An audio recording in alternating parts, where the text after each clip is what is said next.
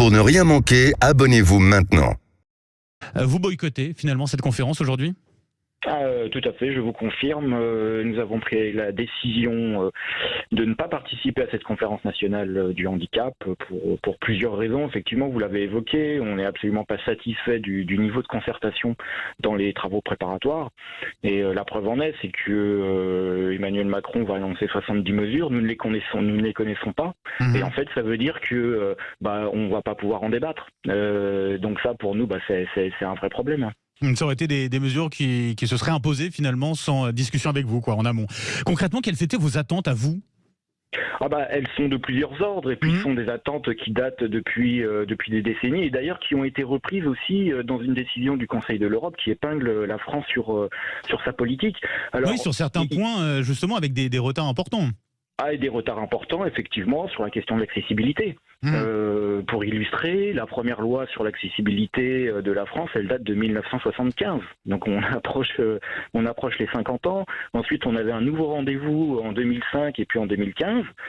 Et en fait, aujourd'hui, on se rend compte très clairement que l'espace public, les bâtiments, les commerces ne sont pas accessibles, mais aussi l'école, le système de santé, l'ensemble de la société aujourd'hui n'est pas accessible. Et en fait, aujourd'hui, les personnes en situation de handicap et leurs familles en ont marre d'attendre. Et c'est la raison pour laquelle nous, aujourd'hui, on ne souhaite absolument pas participer à un énième événement de communication.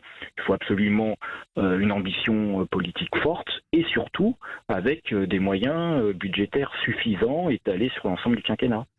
Vous avez l'impression, en tout cas, très clairement, qu'il y a un vrai manque d'ambition de la part du président de la République à ce sujet. D'ailleurs, il n'avait pas du tout parlé finalement de handicap lors de son allocution. Lors de son allocution, effectivement, il n'en avait absolument pas parlé. Pendant la campagne électorale, il n'en avait pas parlé. Et en fait, pour nous, cette CNH, elle a un enjeu extrêmement important puisqu'elle est censée finalement lancer le quinquennat sur la politique du handicap. Alors nous ne voyons pas l'ambition politique. Il y a des retards, vous l'avez déjà souligné. On pourrait lister l'ensemble des sujets, mais il y a des retards vraiment dans tous les domaines. Bien sûr, la décision du Conseil de l'Europe, revient encore là-dessus. Et donc, sans volonté politique, en réalité, on n'avancera pas.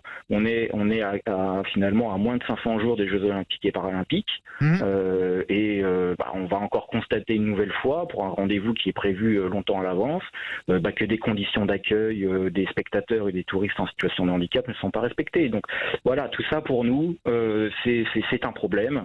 Et malheureusement, ça a amené à notre décision de ne pas participer à cette CNH. Mais pourtant, le handicap concerne énormément de Français, directement ou indirectement. C'est important aussi de rappeler les chiffres à ce niveau, Stéphane Lenoir. Oui, on dit globalement que en France, il y a 12 millions de personnes en situation de handicap.